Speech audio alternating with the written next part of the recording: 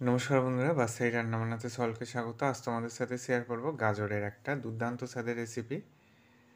আমরা গাজরের হালুয়া অনেকেই খেয়েছি অনেকভাবে, তবে আজ সম্পূর্ণ গাজরের একটা নতুন রেসিপি শেয়ার করব তোমাদের সাথে।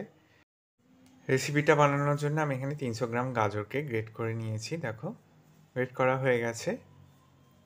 এরপর ওভেনে কড়াই বসিয়ে 2 চামচ মতো আমি ঘি দিয়ে দিয়েছি। ঘিটা গলে গেছে। গ্রেট করা গাজর থেকে জলটা চেপে বের করে নিয়েছি। তারপর ঘিয়ের মধ্যে এই গ্রেট করা গাজরটাকে দিয়ে দিচ্ছি।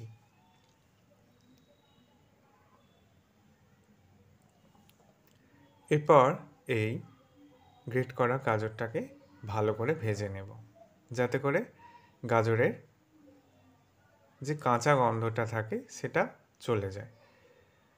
4 মিনিট মতো আমি গাজরটাকে ভেজে নিয়েছি। এবার অল্প একটু ঘি দিয়ে দেখো কুচনো কাজু কিশমিশটাকেও ভেজে নিচ্ছি।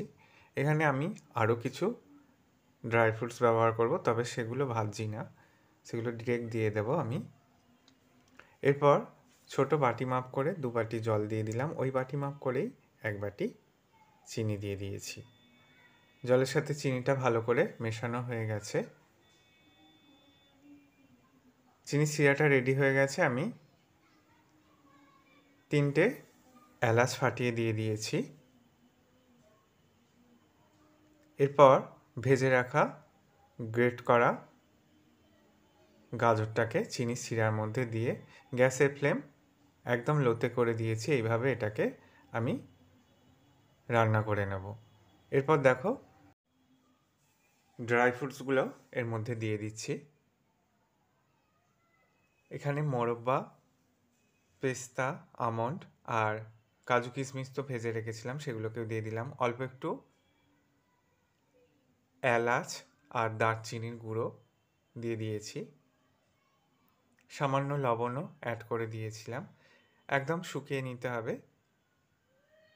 দেখো শুকিয়ে গেছে। গাজরের রেসিপিটা কমপ্লিট হয়ে গেছে। একে বলে গাজরের জর্দা। আশা করি আজকের এই গাজরের রেসিপি তোমাদেরও ভালো লাগবে। ভালো লাগলে বন্ধুদের মধ্যে অনেক শেয়ার করো। লাইক কমেন্ট করতে ভুলো না। সকলে সাবধানে সুস্থ থেকো। ধন্যবাদ।